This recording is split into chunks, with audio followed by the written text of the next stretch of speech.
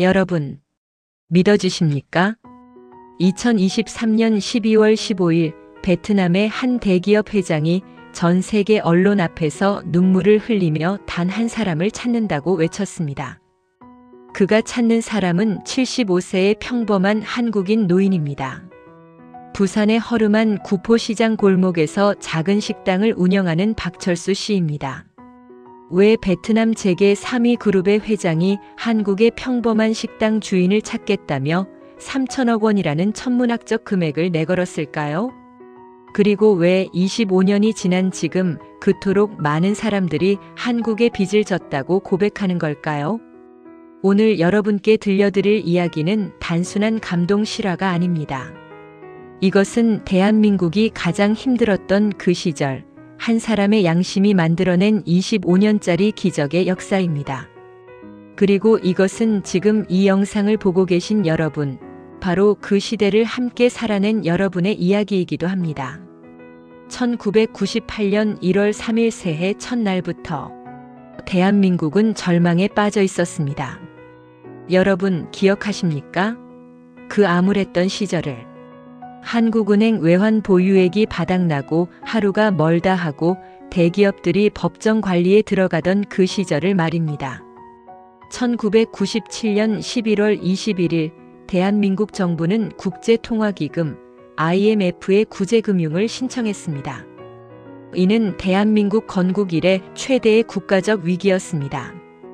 당시 김영삼 대통령은 대국민 담화에서 이렇게 말했습니다. 나라 경제가 매우 어려운 지경에 이르렀습니다. 국민 여러분의 협조를 간곡히 부탁드립니다. 그날 이후 대한민국은 매일이 악몽이었습니다. 한보그룹, 기아그룹, 대우그룹. 대한민국을 떠받치던 거대한 기둥들이 도미노처럼 무너져 내렸습니다. 1998년 1월 한보그룹이 5조 원대 부도로 무너졌습니다. 7월에는 기아그룹이 법정 관리에 들어갔습니다. 그리고 1999년 대우그룹마저 해체되었습니다. 이것은 단순히 기업들의 몰락이 아니었습니다. 수십만 명의 가장들이 하루아침에 일자리를 잃었습니다. 당시 대한민국 국민들은 말 그대로 공포에 떨고 있었습니다. 아침에 출근했다가 저녁에 해고 통보를 받는 일이 부지기수였습니다. 서울 여의도의 한 대기업 본사. 1998년 2월 어느 날 오후 5시 인사팀장이 전 직원을 회의실에 소집했습니다. 오늘부로 우리 부서 인원의 30%를 감축합니다. 명단은 이미 확정되었습니다. 회의실은 순식간에 아비규환이 되었습니다. 어떤 이는 울부짖었고 어떤 이는 무릎을 꿇었습니다. 하지만 결정은 번복되지 않았습니다. 40대 가장 김철수 씨는 그날 해고 통보를 받았습니다. 대학 졸업 후 20년간 한 우물만 판 회사였습니다. 두 자녀는 중학생과 고등학생. 아파트 대출금은 아직 8천만 원이 남아 있었습니다. 여보, 나 오늘 회사에서 잘렸어. 아내는 전화기 너머로 한참을 말이 없었습니다. 그리고 조용히 물었습니다. 앞으로 어떡하죠? 김철수 씨는 대답할 수 없었습니다. 그도 몰랐으니까요. 거리에는 IMF 극복을 위한 금 모으기 운동에 참여하는 시민들의 긴 줄이 이어졌습니다. 할머니들은 평생 간직해온 금반지를, 젊은 부부들은 결혼 반지를 내놓았습니다. 1998년 1월 5일 서울 명동의 한 은행 앞 70대 할머니 한 분이 금반지 하나를 꺼내 놓았습니다. 은행원이 물었습니다. 할머니, 이거 결혼 반지 아니세요? 이런 소중한 것까지 내실 필요 없으세요? 할머니는 고개를 저으며 말했습니다. 아니야. 나라가 어려울 때 내가 뭘 할 수 있겠어. 이거라도 보태야지. 우리 아들이 6.25 때 전쟁터에서 죽었어. 나라를 위해. 목숨 바친 아들 생각하면 이 반지쯤이야. 은행원의 눈에 눈물이 고였습니다. 은행 앞에는 예금을 찾으려는 사람들로 북새통을 이뤘고 환율은 하루가 다르게 치솟았습니다. $1달러당 900원대였던 환율이 순식간에 2,000원을 향해 달려가고 있었습니다. 1997년 11월 달러당 환율은 950원이었습니다. 하지만 12월에는 1,500원을 넘어섰고 1998년 1월에는 1,700원을 돌파했습니다. 불과 2달 만에 환율이 거의 2배로 뛴 것입니다. 이것이 무엇을 의미하는지 아십니까? 해외에서 물건을 사오는 기업들은 하루아침에 비용이 2배로 늘어났다는 뜻입니다. 해외 대출을 받은 기업들은 갚아야 할 돈이 2배로 늘어났다는 뜻입니다. 백화점은 텅 비었고 식당들은 문을 닫았으며 건설 현장은 공사가 중단된 채 방치되었습니다. 서울 강남의 한 고급 백화점. 1997년 연말에는 사람들로 북적였던 그곳이 1998년 1월에는 텅 비어 있었습니다. 한 판매원은 한숨을 쉬며 말했습니다. 작년 이맘때는 하루 매출이 5천만 원이었는데 지금은 500만 원도 안 나와요. 이러다가 우리 매장도 문 닫는 거 아닌가. 실제로 1998년 한 해 동안 전국의 소매업체 중 20% 이상이 폐업했습니다. 통계청 발표에 따르면 1998년 한 해 동안 무려 178만 명이 일자리를 잃었습니다. 이는 당시 경제활동 인구의 약 8%에 해당하는 어마어마한 숫자였습니다. 178만 명. 이 숫자가 어떤 의미인지 아십니까? 178만 개의 가정이 무너졌다는 뜻입니다. 그들의 배우자, 자녀들까지 합치면 최소 500만 명 이상이 직간접적인 피해를 입었다는 뜻입니다. 당시 대한민국 인구가 약 4,600만 명이었으니 국민 10명 중 1명이 실직의 고통을 겪었던 것입니다. 실직자들은 새벽부터 인력시장에 나갔습니다. 하루 일당 3만 원짜리 막노동이라도 하기 위해서였습니다. 하지만 일자리는 턱없이 부족했습니다.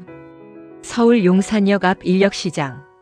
새벽 5시면 수백 명의 중년 남성들이 모여들었습니다. 정장을 입은 사람, 양복 바지에 와이셔츠를 입은 사람.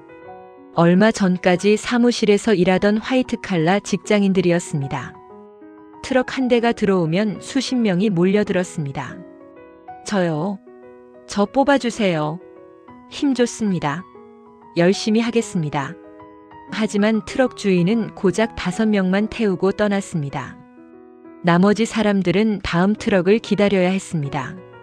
하지만 다음 트럭이 올지도 확실하지 않았습니다. 특히 건설업계는 그야말로 쑥대밭이었습니다. 건설사들은 국내는 물론 해외 프로젝트까지 줄줄이 철수하고 있었습니다.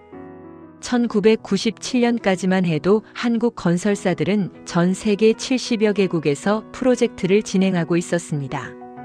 중동의 사막에서 도시를 건설하고 동남아시아의 정글에서 도로를 놓고 아프리카의 황무지에서 공장을 지었습니다.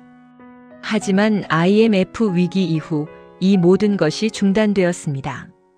본사가 파산 위기에 처하자 해외 프로젝트는 하나둘씩 철수 명령이 떨어졌습니다. 중동 두바이의 한 건설 현장. 한국인 기술자 50명이 일하고 있었습니다. 1998년 1월 본사로부터 긴급 전화가 왔습니다. 즉시 철수하라. 더 이상 급여를 지급할 수 없다.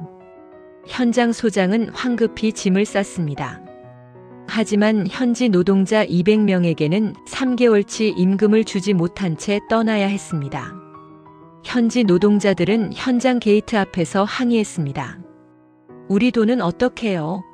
3개월 동안 일한 돈은요? 하지만 한국인들은 대답할 수 없었습니다. 그들도 피해자였으니까요. 그리고 그 충격파는 국내에만 머물지 않았습니다. 베트남에서도 똑같은 일이 벌어지고 있었습니다.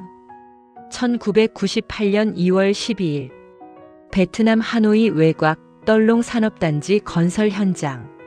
한국의 중견 건설사 대림종합건설이 베트남 정부로부터 수주받아 진행하던 8억 달러 규모의 프로젝트 현장이었습니다. 이 프로젝트는 1995년부터 시작되어 2000년 완공을 목표로 하는 대규모 산업단지 조성 사업이었습니다. 베트남 정부가 외국 자본 유치를 위해 야심차게 추진하던 국가 핵심 프로젝트였죠. 총 부지 면적 500만 평방미터, 여의도 면적의 약 1.7배에 달하는 어마어마한 규모였습니다. 이곳에 공장, 물류센터, 사무실 건물을 짓는 것이 이 프로젝트의 목표였습니다. 완공되면 5만 명 이상이 일할 수 있는 거대한 산업단지가 될 예정이었습니다. 1995년 착공 당시 베트남 정부 관계자들은 큰 기대를 걸었습니다. 한국의 앞선 건설 기술로 베트남 최고의 산업단지를 만들어 주십시오. 대림 종합 건설도 의욕적이었습니다. 이 프로젝트만 성공적으로 마치면 동남아시아 시장에서 입지를 확고히 할 수 있었습니다. 이곳에서 일하던 베트남 현지 노동자는 총 312명. 그들 대부분은 하노이 변두리 빈민가 출신으로 한국 건설사에 취직한 것을 인생 최대의 행운으로 여기던 사람들이었습니다. 왜냐하면 당시 베트남의 평균 임금은 한 달에 약 50달러 수준이었지만 한국 건설사는 그보다 2배가 넘는 120달러를 지급하고 있었기 때문입니다.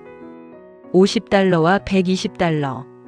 지금 기준으로 보면 별것 아닌 것 같지만 당시 베트남에서는 엄청난 차이였습니다. 월급 50달러로는 가족이 근근히 먹고 사는 정도였습니다. 하지만 120달러면 자녀를 학교에 보낼 수 있었고 부모님께 용돈도 드릴 수 있었고 조금씩 저축도 할 수 있었습니다. 이 일자리 하나로 한 가정 전체가 먹고 살 수 있었습니다. 자녀들을 학교에 보낼 수 있었고 부모님께 용돈도 드릴 수 있었습니다. 노동자들은 새벽 6시에 출근해서 저녁 7시까지 일했습니다. 하루 13시간 노동. 힘들었지만 불평하는 사람은 없었습니다. 이 일자리가 얼마나 귀한지 모두가 알고 있었으니까요. 점심시간이 되면 노동자들은 현장 한쪽 그늘에 모여 앉아 도시락을 먹었습니다. 쌀밥에 야채볶음 그리고 생선조림. 간단하지만 그들에게는 소중한 한 끼였습니다. 어떤 노동자는 도시락의 절반을 남겨뒀습니다. 집에 가져가서 저녁에 가족들과 나눠 먹기 위해서였습니다. 현장에는 철근공, 콘크리트공, 배관공, 전기공 등 다양한 분야의 노동자들이 있었습니다. 그들은 한국인 기술자들로부터 기술을 배우며 열심히 일했습니다. 한국인 기술자들은 베트남 노동자들에게 기술을 가르쳤습니다. 이렇게 하면 더 튼튼해요. 저렇게 하면 위험해요. 베트남 노동자들은 열심히 배웠습니다. 메모지에 적기도 하고 사진을 찍기도 하고 퇴근 후에 따로 모여서 복습하기도 했습니다. 왜냐하면 그들은 알고 있었습니다. 여기서 배운 기술이 평생 자신을 먹여 살릴 자산이 될 거라는 것을. 점심시간이면 현장 한쪽에 모여 앉아 도시락을 먹었습니다. 쌀밥에 김치 그리고 간단한 반찬. 한국 현장 소장 박철수 씨는 가끔 노동자들과 함께 앉아 밥을 먹곤 했습니다. 박철수 소장은 다른 한국인 관리자들과 달랐습니다. 대부분의 한국인들은 별도의 식당에서 따로 식사했습니다. 하지만 박 소장은 노동자들과 함께 앉아 밥을 먹었습니다. 처음에는 노동자들도 어색해했습니다. 왜 소장님이 우리랑 같이 밥을 먹지? 하지만 곧 익숙해졌습니다. 박 소장은 베트남어를 잘하지는 못했지만 몸짓과 간단한 단어로 소통했습니다. 잘했어요. 고맙습니다. 조심하세요. 같은 베트남어는 꽤 유창하게 구사했습니다. 노동자 한 명이 실수로 자재를 떨어뜨렸을 때 다른 관리자들은 소리를 질렀습니다. 하지만 박 소장은 달랐습니다. 괜찮아요. 다친 데는 없어요. 다음부터 조심하면 돼요. 그리고 함께 떨어진 자재를 주었습니다. 노동자들은 박 소장을 좋아했습니다. 엄격하지만 공정했고 화를 내는 법이 없었으며 무엇보다 자신들을 존중해 주었기 때문입니다. 노동자들끼리 이런 말을 했습니다. 박 소장님은 다른 한국 사람들과 달라. 우리를 사람으로 대해줘. 어느 날 노동자 한 명이 작업 중 손가락을 다쳤습니다. 피가 흘렀지만 대수롭지 않게 생각하고 일을 계속하려 했습니다. 병원에 가면 하루치 일당을 못 받을 것 같았기 때문입니다. 하지만 박 소장이 받습니다. 일 그만하고 지금 당장 병원 가요. 내가 차로 데려다 줄게요. 소장님 괜찮아요. 이 정도는 안 돼요. 감염되면 더 위험해요. 빨리 가요. 박 소장은 직접 차를 몰고 그 노동자를 병원에 데려갔습니다. 치료비도 회사에서 부담했습니다. 그 노동자는 지금도 그날을 잊지 못합니다. 하지만 1998년 2월 15일 오전 10시 그들의 운명이 바뀌는 공고 한 장이 게시판에 붙었습니다. 본사 경영 악화로 인한 베트남 현장 긴급 폐쇄 결정. 2월 말까지 철수 완료 예정. 공고문을 본 노동자들은 처음에는 무슨 뜻인지 이해하지 못했습니다. 통역을 담당하던 응우엔 티란 씨가 베트남어로 설명하자 현장은 순식간에 술렁이기 시작했습니다. 뭐라고? 철수한다고? 그럼 우리 월급은 3개월치 밀린 돈도 안 받았는데. 노동자들의 목소리가 점점 커졌습니다. 분노와 불안이 뒤섞인 목소리였습니다. 당시 현장에서 통역을 담당했던 응우엔 티란 씨는 2023년 한 언론 인터뷰에서 이렇게 회상했습니다. 그날의 충격을 아직도 잊을 수 없어요. 노동자들은 이미 3개월치 임금을 받지 못한 상태였습니다. 그런데 회사는 곧 본사에서 송금된다며 계속 미루더니 갑자기 철수한다고 통보한 거예요. 사실 노동자들은 11월부터 임금을 받지 못하고 있었습니다. 처음 한 달은 그러려니 했습니다. 가끔 송금이 늦어지는 일이 있었으니까요. 11월 말 월급날, 노동자들은 평소처럼 사무실 앞에 줄을 섰습니다. 하지만 그날 사무실 문은 열리지 않았습니다. 잠시 후 통역사 응우엔 티란이 나와서 말했습니다. 죄송합니다. 본사에서 송금이 조금 늦어지고 있습니다. 다음 주에는 반드시 지급하겠습니다. 노동자들은 수군거렸지만 일단 기다리기로 했습니다. 하지만 다음 주가 되어도 월급은 나오지 않았습니다. 다음 주에 계속 미뤄졌습니다. 12월에도 월급이 나오지 않았습니다. 이제 노동자들은 불안해지기 시작했습니다. 하지만 2달째, 3달째로 접어들면서 불안감이 커졌습니다. 집에 보낼 돈이 떨어졌고 생활비도 빠듯해졌습니다. 몇몇 노동자들은 고향 가족들에게 거짓말을 해야 했습니다. 회사가 바빠서 송금이 조금 늦어진다고. 실제로는 자신들도 언제 임금을 받을지 모르면서 말이죠. 28세 청년 응우엔 반투아는 매일 밤 아내에게 전화를 걸었습니다. 여보, 돈은 곧 보낼 거야. 조금만 더 기다려. 하지만 아내의 목소리는 점점 지쳐갔습니다. 여보, 애들 분유가 떨어졌어요. 어떡하죠? 투아는 대답할 수 없었습니다. 45세 노동자 레 반혹은 고향의 어머니가 걱정되었습니다. 어머니는 폐암 말기, 수술을 해야 했습니다. 하지만 수술비가 없었습니다. 레 반혹은 밀린 임금 3개월치만 받으면 어머니 수술비를 마련할 수 있었습니다. 하지만 월급은 나오지 않았습니다. 어머니는 전화로 말했습니다. 아들아, 괜찮다. 수술 안 해도 괜찮아. 너무 걱정하지 마라. 하지만 레 반혹은 알고 있었습니다. 어머니가 거짓말하고 있다는 것을, 수술하지 않으면 길어야 6개월밖에 살 수 없다는 것을, 3개월치 밀린 임금 당시 환율로 계산하면 노동자 1인당 평균 360만 동, 한화로 약 36만 원이었습니다. 312명 전체로 따지면 총 1억 1232만 원. 정확히 1억 1232만 원. 지금 생각하면 그리 큰 금액이 아닐 수도 있습니다. 서울 강남의 작은 아파트 전세금에도 못 미치는 돈입니다. 하지만 당시 IMF 위기로 외화가 바닥난 한국 기업들에게는 1원도 아까운 상황이었습니다. 그리고 2월 23일 대림종합건설본사로부터 베트남 현장에 최종 통보가 내려왔습니다. 밀린 임금 지급 불가. 현장 소장 박철수는 즉시 귀국 조치. 팩스로 전달된 통보문에는 단 3줄만 적혀 있었습니다. 어떠한 사과나 해명도 없었습니다. 그저 차갑고 무미건조한 업무 지시였을 뿐입니다.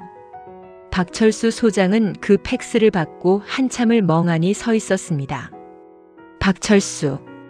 당시 53세. 경상북도 안동 출신인 그는 6.25 참전 용사였던 아버지 슬하에서 자랐습니다. 1951년생. 전쟁이 끝나고 6년 후에 태어났지만 그의 어린 시절은 전쟁의 그림자로 가득했습니다. 아버지는 전쟁터에서 왼쪽 다리에 총상을 입었고 평생 절뚝거리며 살아야 했습니다. 하지만 단 한 번도 불평하지 않으셨습니다. 나라 지키다 다친 건데 뭐가 억울하냐? 살아만 있어도 감사한 일이다. 아버지는 자주 어린 박철수에게 전쟁 이야기를 들려주었습니다. 배고픔, 추위, 죽음. 그리고 동료들. 전쟁터에서는 내 목숨보다 전우의 목숨이 더 소중하다. 그렇게 살아야 사람이다. 아버지의 이 말씀을 박철수는 평생 가슴에 새기고 살았습니다. 중학교 졸업 후 서울로 올라와 건설 현장 막노동부터 시작한 그는 30년 넘게 흙과 시멘트를 만지며 살아온 건설맨이었습니다. 1968년 17세의 박철수는 서울행 기차에 올랐습니다. 고향 안동을 떠나는 날 어머니는 울었습니다. 철수야, 서울 가서 고생하지 마라. 힘들면 돌아와. 하지만 박철수는 돌아갈 수 없었습니다. 집은 가난했고 동생들은 많았고 그가 돈을 벌어야 동생들이 학교에 갈 수 있었습니다. 처음에는 자재를 나르는 단순 노동자였습니다. 새벽 5시에 일어나 현장에 가서 벽돌을 나르고 시멘트를 섞고 철근을 옮겼습니다. 서울역 근처의 한 건설 현장. 박철수는 하루 종일 벽돌을 날랐습니다. 벽돌 한 장은 약 3kg. 하루에 수백 장을 나르면 손에 물집이 생겼습니다. 일당은 500원. 그중 200원은 고향에 보냈습니다. 나머지 300원으로 한 달을 살아야 했습니다. 밤에는 야간 직업학교에 다니며 제도와 설계를 배웠습니다. 돈을 아끼기 위해 점심은 거의 굶다시피 했고 월급의 대부분을 고향 부모님께 보냈습니다. 20대 후반에는 기능공 자격증을 땄고 30대 초반에는 현장 반장이 되었습니다. 40대에는 현장 대리로 승진했고 50대 초반에 드디어 현장 소장이 되었습니다. 30년의 시간이 걸렸습니다. 17세 막노동 소년이 53세 현장 소장이 되기까지 성실함과 책임감으로 인정받아 50대 초반의 현장 소장까지 오른 입지전적 인물이었습니다. 동료들은 박철수를 바위라고 불렀습니다. 한번 맡은 일은 반드시 끝을 보는 사람. 어떤 어려움이 있어도 포기하지 않는 사람이라는 의미였습니다. 1995년 회사로부터 베트남 프로젝트 현장 소장 발령을 받았을 때 주변에서는 모두 축하해 주었습니다. 해외 현장 소장은 국내 현장보다 급여도 높고 경력에도 큰 도움이 되었으니까요. 그렇게 1995년 3월 박철수는 베트남으로 떠났습니다. 처음 보는 나라, 처음 듣는 언어, 처음 먹는 음식. 모든 것이 낯설었지만 그는 적응했습니다. 베트남 노동자들을 대하는 방식도 남달랐습니다. 다른 한국인 관리자들이 소리를 지르고 명령하는 것과 달리 박철수는 항상 정중했습니다. 제발요, 감사합니다, 수고하셨습니다 같은 말을 베트남어로 익혀서 자주 사용했습니다. 노동자들이 실수를 해도 화를 내지 않고 차근차근 다시 가르쳐 주었습니다. 명절 때면 자신의 돈으로 음식을 사서 노동자들과 나눠 먹었습니다. 노동자 중 누군가 다치면 직접 병원까지 데려가 주었습니다. 그래서 베트남 노동자들은 박철수를 온화한 호랑이라고 불렀습니다. 겉으로는 엄격해 보이지만 속은 따뜻한 사람이라는 뜻이었습니다. 하지만 1998년 2월 24일 새벽 그는 잠을 이룰 수 없었습니다. 본사로부터 온 팩스. 밀린 임금 지급 불가. 현장 소장 박철수는 즉시 귀국 조치. 박철수는 사무실에 홀로 앉아 있었습니다. 창밖으로 베트남의 밤하늘이 보였습니다. 박 소장님은 그날 밤 사무실 불을 끄지 않고 계셨어요.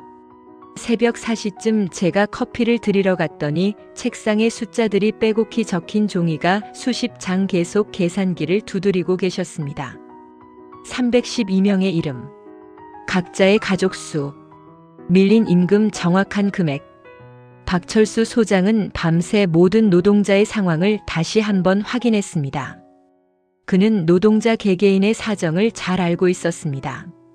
누구에게 어린 자녀가 있는지, 누구의 부모님이 아프신지, 누가 형제들의 학비를 대고 있는지. 노트에는 이런 내용들이 빼곡히 적혀 있었습니다. 응우엔 반투안, 28세, 쌍둥이 생후 6개월, 아내 산후조리 중, 밀린 임금, 120만 동, 레 반혹, 45세, 어머니, 폐암 말기, 수술비 필요, 밀린 임금 108만 동, 팜 반둥, 32세, 사남매 중 장남, 동생 3명 학비 부담, 밀린 임금 115만 동. 박철수 소장은 알고 있었습니다. 이 돈이 단순한 월급이 아니라 312개 가정의 생존이라는 것을. 책상 앞에 앉아서 박철수는 계산했습니다. 노동자 312명, 평균 3개월치 밀린 임금 1억 1232만 원. 자신의 퇴직금 1억 2천만 원. 부족한 금액 약 2천만 원. 박철수는 시계를 봤습니다. 새벽 4시 30분. 그리고 결심했습니다. 하지만 현실은 냉혹했습니다. 회사는 파산 직전. 본인도 3개월간 월급을 받지 못한 상태. 부산에 있는 부인에게 전화했더니 집에 쌀이 떨어져 이웃에게 빌려 먹고 있다는 소식. 박철수의 아내도 힘든 상황이었습니다. 남편이 해외에 나가 있으니 생활비를 보내줘야 하는데 3개월째 송금이 끊겼습니다. 처음에는 저축한 돈으로 버텼습니다. 하지만 그것도 바닥이 났습니다. 쌀을 사러 갈 돈도 전기요금을 낼 돈도 없었습니다. 아들의 대학 등록금 납부 기한이 다가왔습니다. 300만 원. 없었습니다. 아들은 말했습니다. 엄마, 나 이번 학기 휴학할게요. 아르바이트에서 등록금 모을게요. 아내는 눈물을 흘렸습니다. 이웃 아주머니가 쌀 한 되를 빌려주었습니다. 형편 나아지면 그때 갚아요. 고마우면서도 부끄러웠습니다.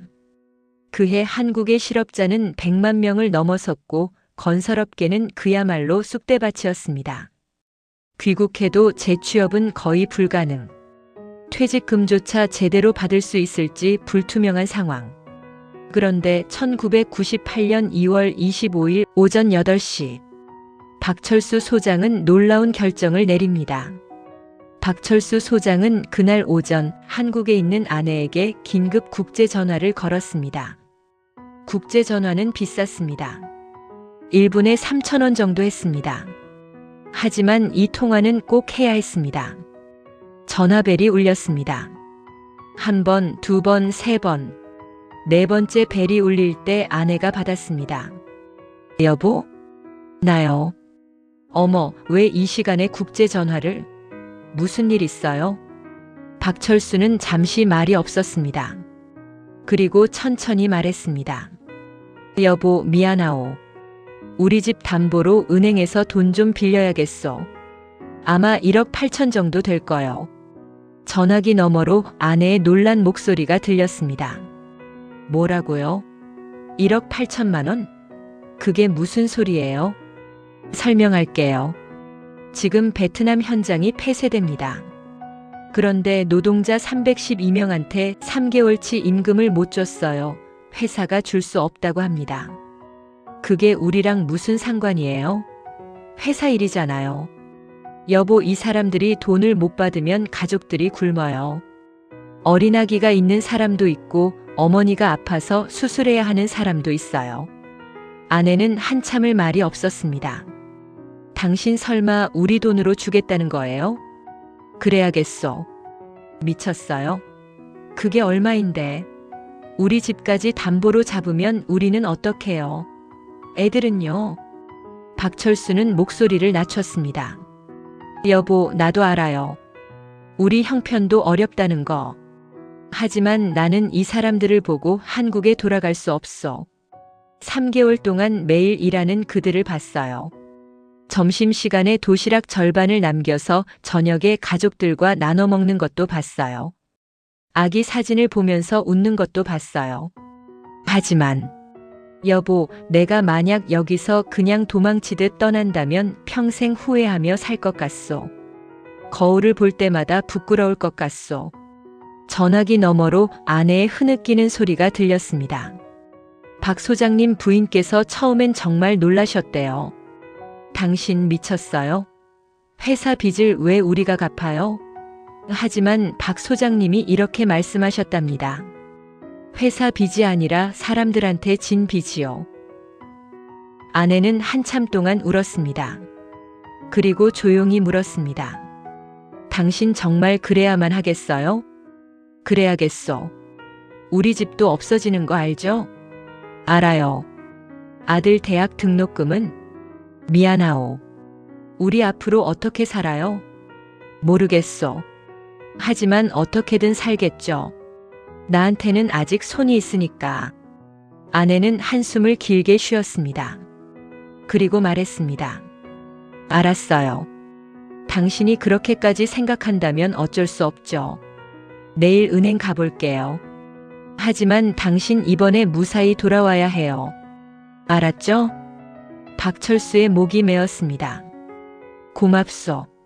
정말 고맙소. 고맙기는요. 당신 때문에 우리 가족 거지 될 판인데. 하지만 당신이 그런 사람이라는 걸 알고 결혼했어요. 그게 좋았어요. 지금은 미치겠지만 박철수는 고맙다는 말을 여러 번 했습니다. 그리고 전화를 끊기 전에 이렇게 말했습니다. 여보, 미안하오. 평생 고생만 시켰소.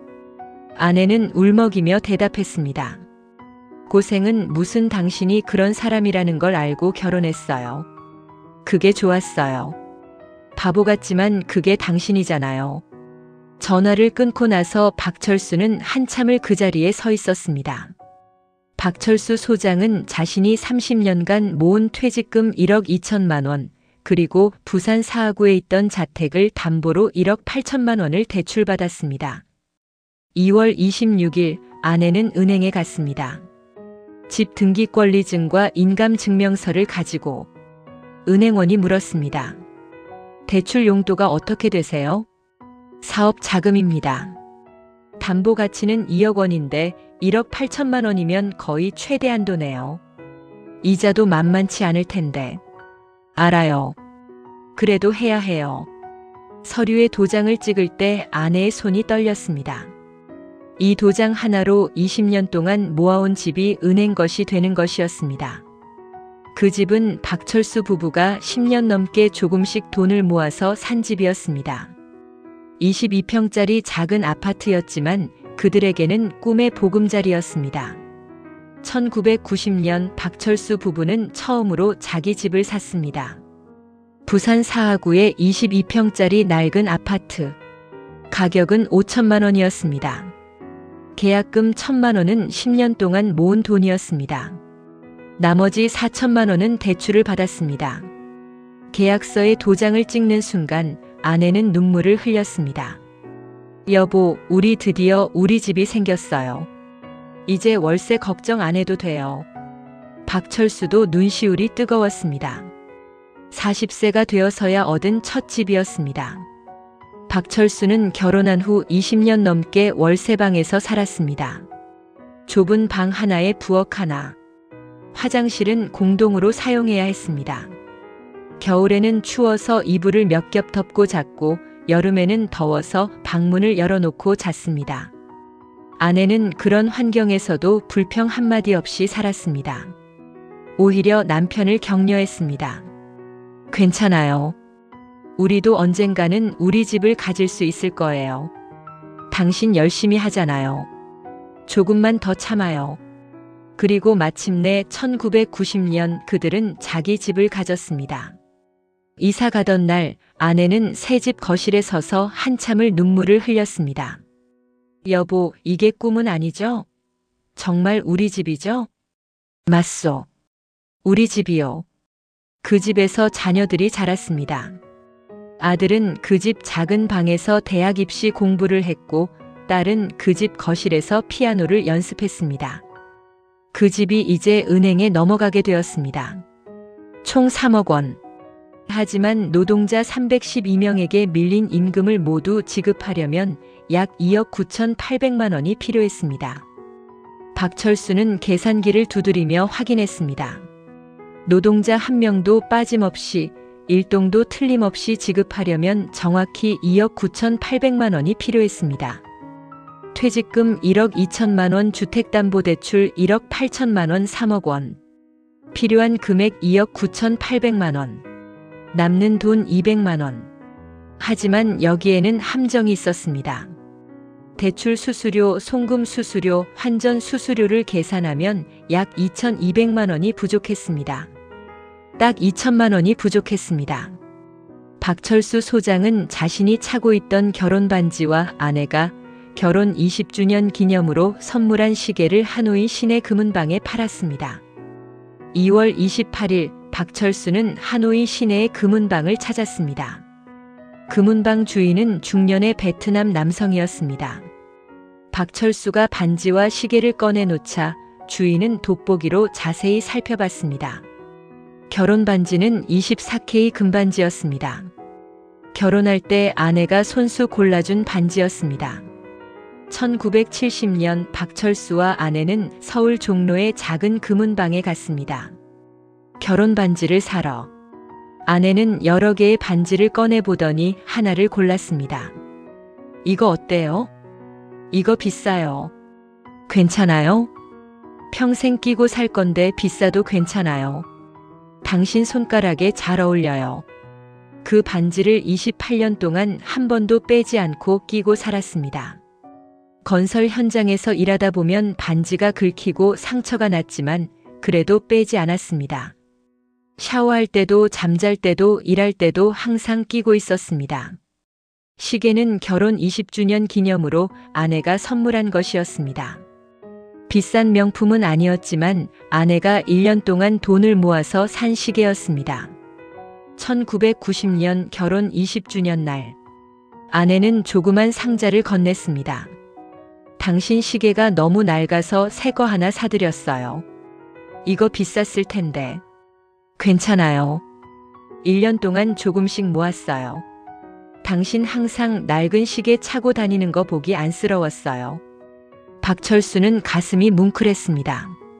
아내도 형편이 어려운데 자기를 위해 1년 동안 돈을 모았다니. 그 시계를 8년 동안 차고 다녔습니다. 시계를 볼 때마다 아내 생각이 났습니다.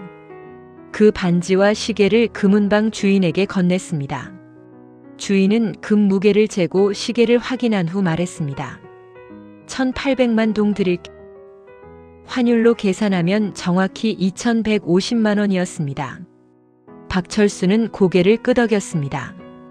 그리고 마지막으로 반지를 한 번 더 바라봤습니다.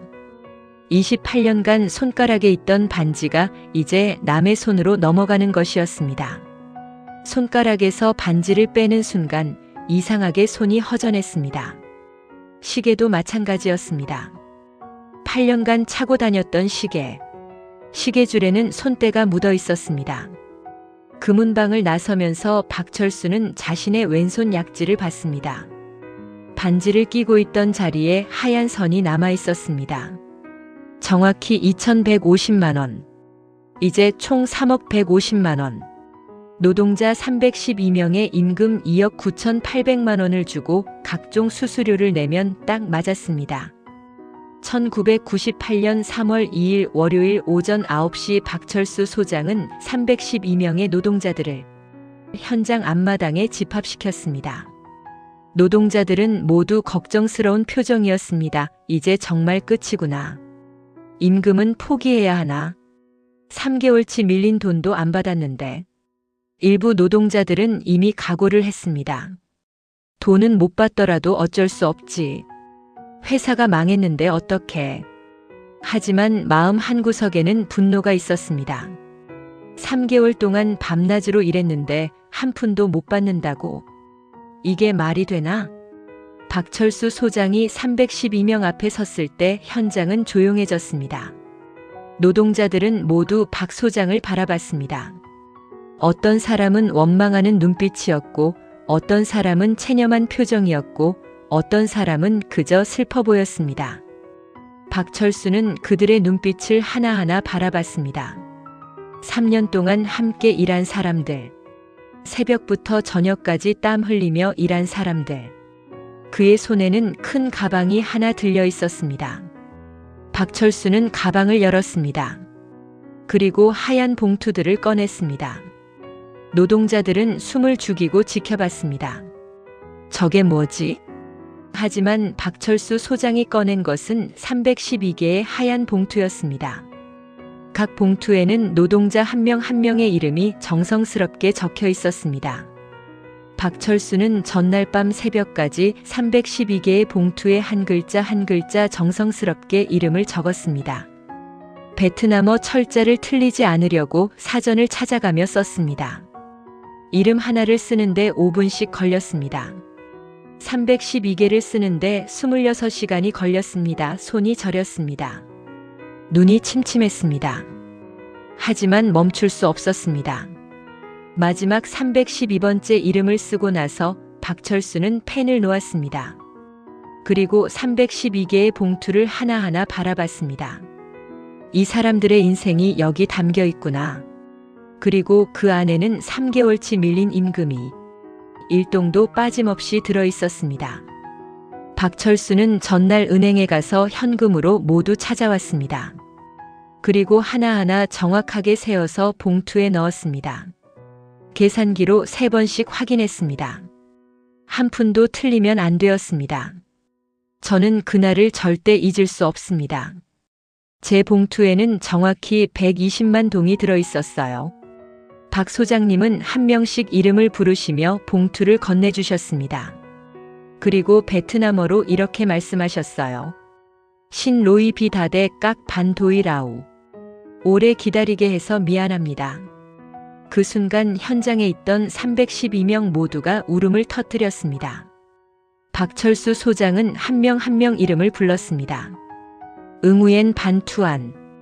28세의 젊은 청년이 앞으로 나왔습니다. 그의 손은 떨리고 있었습니다. 설마 정말 월급을 주는 건가? 박철수는 봉투를 건네며 베트남어로 말했습니다. 쌍둥이 아기들 분유 사세요. 건강하게 키우세요. 투아는 봉투를 받자마자 그 자리에 주저앉았습니다. 그리고 목 놓아 울었습니다. 소장님 감사합니다. 정말 감사합니다. 투아는 봉투를 가슴에 꼭 안았습니다. 이 돈으로 아기들 분유를 살 수 있었습니다. 아내에게 약도 사줄 수 있었습니다. 레 반혹, 45세의 중년 남성이 앞으로 나왔습니다. 그는 이미 눈물을 흘리고 있었습니다. 박철수는 봉투를 건네며 말했습니다. 어머니 수술 잘 되시길 기도하겠습니다. 레 반혹은 박철수의 손을 꽉 잡았습니다. 그리고 베트남어로 말했습니다. 소장님, 저는 평생 이 은혜를 잊지 않겠습니다. 제 목숨을 구해주신 겁니다. 우리 어머니 목숨을 구해주신 겁니다. 레 반혹은 박철수에게 절을 했습니다. 깊이. 팜 반둥. 32세 남성이 앞으로 나왔습니다. 동생들 학교 계속 보내세요. 공부는 가장 큰 재산입니다. 팜 반둥은 말없이 고개를 숙였습니다. 눈물이 떨어졌습니다.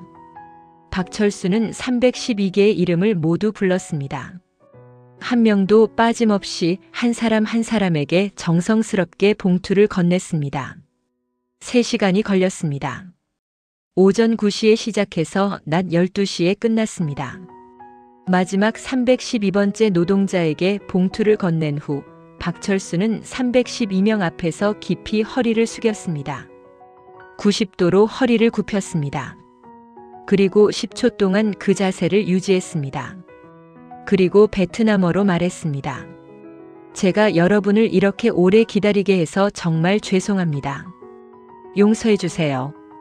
그리고 3년 동안 열심히 일해 주셔서 감사합니다. 여러분 덕분에 좋은 현장을 만들 수 있었습니다. 그 순간 312명 전원이 일어나서 박철수에게 절을 했습니다. 312명이 동시에 허리를 숙였습니다. 그리고 다 같이 외쳤습니다. 깜언소증냠, 깜언소증 라트라트. 감사합니다. 소장님 정말 감사합니다. 소증 라 은년 킨냠 끼어퉁 토이. 소장님은 우리 인생의 은인입니다. 현장 앞마당에는 울음소리만 가득했습니다.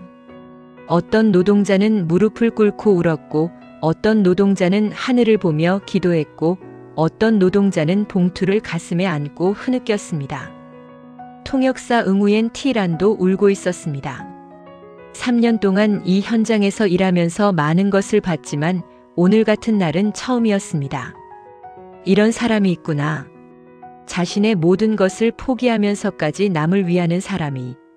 그날 오후 5시 박철수 소장은 짐 하나 없이 하노이 공항에 나타났습니다. 박 소장님께 작별 인사를 드리러 공항까지 따라갔어요. 그런데 소장님은 겨울 점퍼 하나, 낡은 가방 하나가 전부였습니다. 제가 소장님 이게 전부세요?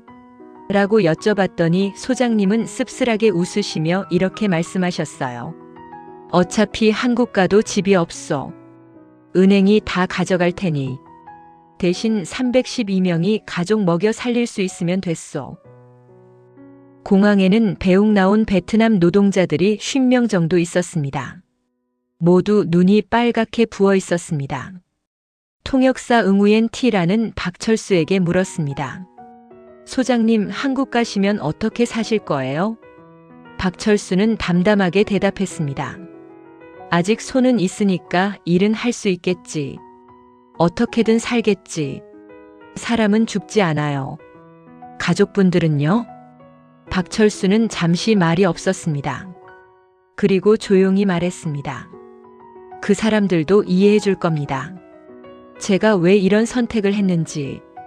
응우엔 티란이 물었습니다. 소장님 후회하지 않으세요? 박철수는 고개를 저었습니다. 후회 안 해요. 만약 여기서 그냥 떠났다면 그게 더 후회됐을 겁니다. 평생. 공항 게이트로 들어가기 전 박철수는 마지막으로 뒤를 돌아봤습니다. 그곳에는 배웅 나온 베트남 노동자들이 서 있었습니다. 그들은 모두 손을 흔들며 외쳤습니다. 깜언소증. 안녕히 가세요. 잊지 않겠습니다. 소증 규엔 디비난. 소장님 항상 건강하세요. 박철수는 손을 한번 흔들었습니다. 그리고 게이트 안으로 사라졌습니다. 박철수 소장은 그렇게 베트남을 떠났습니다. 그리고 아무도 그의 이름을 기억하지 못할 거라 생각했습니다. 하지만 여러분, 이 이야기는 여기서 끝이 아닙니다. 아니, 오히려 여기서부터 진짜 기적이 시작됩니다. 1998년 3월 3일 박철수는 부산으로 돌아왔습니다. 공항에는 아내가 마중 나와 있었습니다. 아내는 남편을 보자마자 달려와 껴안았습니다. 여보, 무사히 돌아와서 다행이에요. 박철수는 아내를 보며 미안하다는 말밖에 할 수 없었습니다. 미안하오. 집을 잃게 만들어서. 아내는 고개를 저었습니다. 괜찮아요. 우리 다시 시작하면 되죠. 당신이 무사히 돌아온 게 가장 중요해요. 그날부터 박철수 가족의 고난이 시작되었습니다. 3월 말 은행에서 통지서가 날아왔습니다. 대출금 상환 불가 시 주택 경매 처분 예정. 아내는 은행에 찾아가 사정했습니다. 조금만 기다려주세요. 남편이 일자리를 구하면 갚을게요. 하지만 은행은 냉정했습니다. 죄송합니다. 규정상 어쩔 수 없습니다. 4월 집이 경매에 넘어갔습니다. 20년 만에 마련한 집이 사라졌습니다. 박철수 가족은 구포시장 근처의 작은 월세방으로 이사했습니다. 방 하나, 부엌 하나. 화장실은 공동으로 사용하는 낡은 집이었습니다.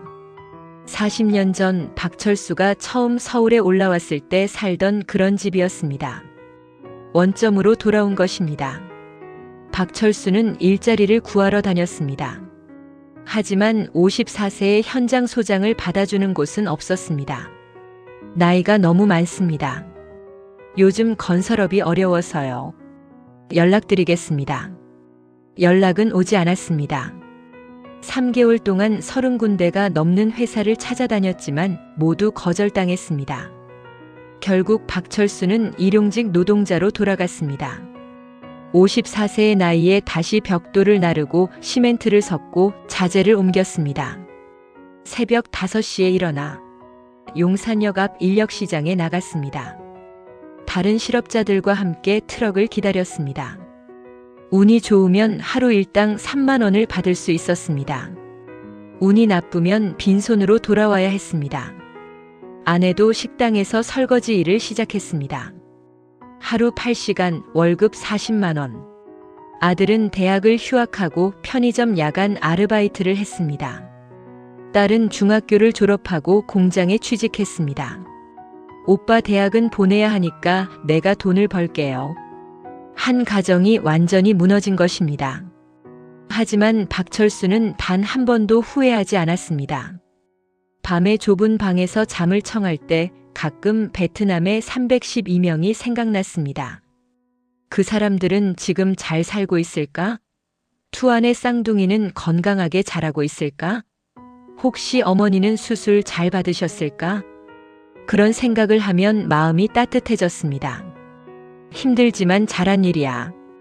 후회하지 않아. 10년이 흘렀습니다. 박철수는 64세가 되었습니다. 몸은 예전 같지 않았습니다. 무릎도 아프고 허리도 아팠습니다. 하지만 일을 멈출 수 없었습니다. 그래도 조금씩 상황은 나아졌습니다. 아들이 대학을 졸업하고 취직했습니다. 딸도 결혼해서 잘 살고 있었습니다. 2008년 박철수는 구포시장 골목에 작은 식당을 열었습니다.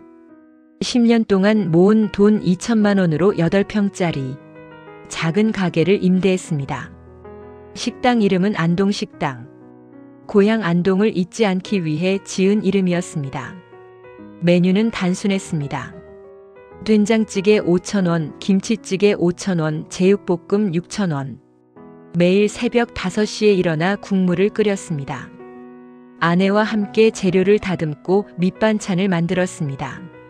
손님은 많지 않았습니다. 하루 20명 정도. 하지만 그것으로도 생활할 수 있었습니다. 박철수는 만족했습니다. 집은 여전히 월세였지만 먹고 사는 데는 지장이 없었습니다. 그렇게 15년이 더 흘렀습니다. 2023년 12월 박철수는 75세가 되었습니다. 머리는 하얗게 새었고 허리는 구부정했습니다. 하지만 여전히 매일 새벽 5시에 일어나 국물을 끓였습니다. 그는 베트남에서 있었던 일을 거의 잊고 살았습니다. 가끔 생각날 뿐이었습니다. 그 사람들은 지금 어떻게 살고 있을까? 다들 건강하게 잘 살고 있겠지? 그저 그렇게 생각할 뿐이었습니다. 하지만 바로 그 순간 베트남에서는 놀라운 일이 벌어지고 있었습니다. 2023년 12월 베트남 하노이 시내 중심부에는 68층짜리 초현대식 빌딩이 우뚝 솟아 있습니다. 투안그룹 타워. 베트남 재계 순위 3위. 자산 규모 2조 원. 직원 수 1만 2천 명. 반도체 부품, 전자제품, 건설, 유통. 다양한 분야에서 사업을 하는 거대 그룹이었습니다. 이 거대 그룹의 회장실은 68층 최상층에 있습니다. 회장실 벽에는 25년 된 낡은 하얀 봉투 하나가 액자에 담겨 걸려 있습니다. 봉투 겉면에는 삐뚤빼뚤한 한글로 응우엔 반투안이라고 적혀 있습니다. 응우옌 반 투안 회장 56세. 25년 전 그날 쌍둥이 아기를 위해 분유를 사야 했던 28세 청년이 이제 베트남 재계 거물이 되어 있었습니다. 응우옌 회장은 매일 아침 출근하면 가장 먼저 그 봉투를 바라봅니다. 그리고 속으로 다짐합니다. 박철수 소장님, 오늘도 소장님께 부끄럽지 않은 하루를 살겠습니다. 1998년 3월 2일 응우옌 반 투안은 박철수 소장으로부터 120만 동이 든 봉투를 받았습니다. 그날 밤 투안은 하노이 빈민가의 자기 집으로 돌아왔습니다. 좁은 방 하나에 아내와 쌍둥이가 있었습니다. 여보, 월급 받았어. 아내는 믿을 수 없다는 표정으로 물었습니다. 정말요? 한국 회사가 망했다면서요? 박 소장님이 자기 돈으로 주셨어. 자기 집까지 팔아서. 투안은 아내에게 그날 있었던 일을 모두 이야기했습니다. 아내는 눈물을 흘렸습니다. 세상에 그런 사람이 있어요? 남을 위해 자기 집까지 파는 사람이 있어. 박철수 소장님 같은 분이. 투안은 120만 동 중 80만 동으로 쌍둥이 분유와 아내 산후조리 비용을 마련했습니다. 그리고 남은 40만 동으로 작은 장사를 시작했습니다. 하노이 시내 건설 현장을 돌아다니며 철근을 공급하는 일이었습니다. 자전거에 철근을 싣고 다니며 팔았습니다. 처음에는 하루에 10만 동 정도 벌었습니다. 작은 돈이었지만 포기하지 않았습니다. 2년 후 투안은 트럭 한 대를 샀습니다. 이제 더 많은 철근을 운반할 수 있었습니다. 5년 후 철근 공급 회사를 차렸습니다. 직원 5명짜리 작은 회사였습니다. 10년 후 베트남 북부 지역 최대 철근 공급업체가 되었습니다. 직원 50명. 15년 후 건설자재 제조업으로 사업을 확장했습니다. 직원 300명. 20년 후 반도체 부품 제조업에도 진출했습니다. 직원 3,000명. 그리고 2023년 베트남 재계 3위 그룹이 되었습니다. 투안은 성공할 때마다 한 가지를 잊지 않았습니다. 사무실 벽에 항상 그 하얀 봉투를 걸어두는 것. 그리고 직원들에게 이야기하는 것. 여러분, 저는 25년 전 한 한국인으로부터 생명을 구했습니다. 그분은 자신의 모든 것을 희생하며 저를 살려주셨습니다. 저는 그 은혜를 평생 잊지 않을 것입니다. 투안만이 아니었습니다. 레 반혹 45세였던 그 노동자. 그는 박 소장으로부터 받은 108만 동으로 어머니 수술비를 마련했습니다. 어머니는 수술을 잘 받았고 5년을 더 사셨습니다. 그 5년 동안 손자들을 볼 수 있었고 아들이 성공하는 것도 볼 수 있었습니다. 레 반혹은 그 돈으로 작은 철물점을 열었습니다. 25년 후 하노이에 10개 지점을 가진 철물점 체인을 운영하고 있습니다. 팜 반둥 32세였던 그 노동자. 그는 받은 돈으로 동생 3명의 학비를 냈습니다. 동생들은 모두 대학을 졸업했습니다. 한 명은 의사, 한 명은 교사, 한 명은 공무원이 되었습니다. 팜 반둥 본인은 농사를 지었습니다. 25년 후 1만 평 규모의 농장 주인이 되었습니다. 312명 중 일부는 세상을 떠났습니다. 25년이라는 시간은 짧지 않았으니까요. 하지만 생존해 있는 287명은 모두 한 가지 공통점이 있었습니다. 박철수를 잊지 않았다는 것. 그리고 2023년 12월 15일 응우옌 반 투안 회장은 전 세계 언론을 초청한 기자회견에서 충격적인 발표를 합니다. 하노이의 한 5성급 호텔 대연회장. CNN, BBC, 로이터, AP통신 기자들이 모여 있었습니다. 한국 언론사들도 10곳 이상 참석했습니다. 응우옌 회장은 단상에 올라섰습니다. 그의 손에는 25년 된 하얀 봉투가 들려 있었습니다. 여러분, 오늘 제가 이 자리에 선 이유는 단 한 사람을 찾기 위해서입니다. 플래시가 터졌습니다. 25년 전 저는 하노이 외곽 건설 현장에서 일하는 평범한 노동자였습니다.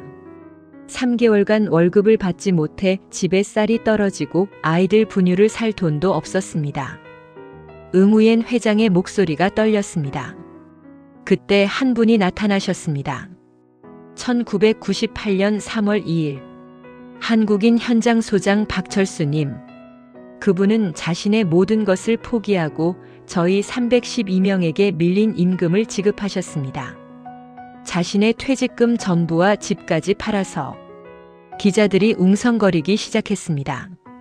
저는 그날 받은 120만 동으로 작은 철근 공급업을 시작했습니다.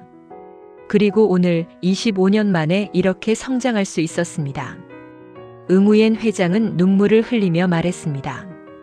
박철수 소장님, 만약 이 방송을 보고 계시다면 연락 주십시오.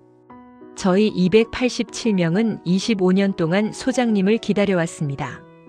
저희는 소장님께 빚을 졌습니다. 그 빚을 갚고 싶습니다.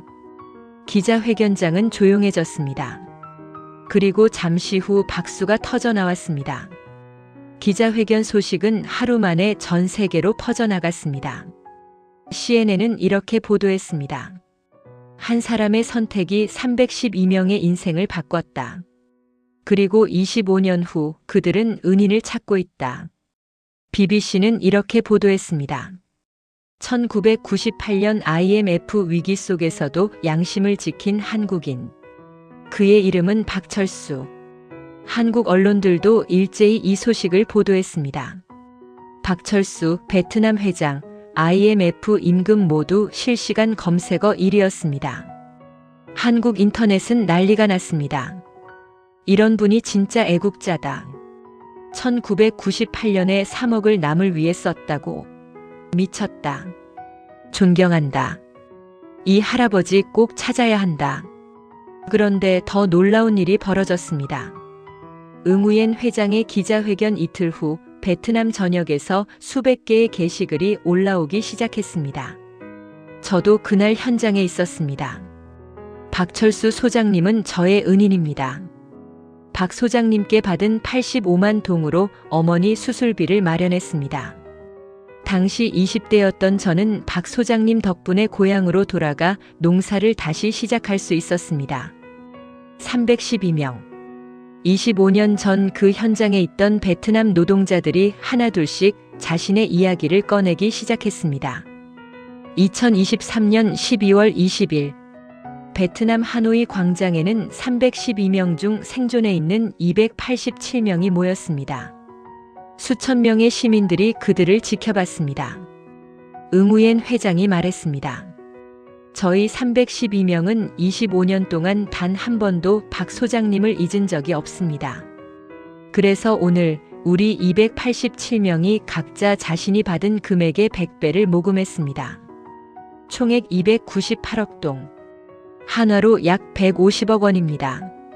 광장에 모인 시민들이 환호했습니다. 하지만 이 돈은 박 소장님께 드리는 게 아닙니다.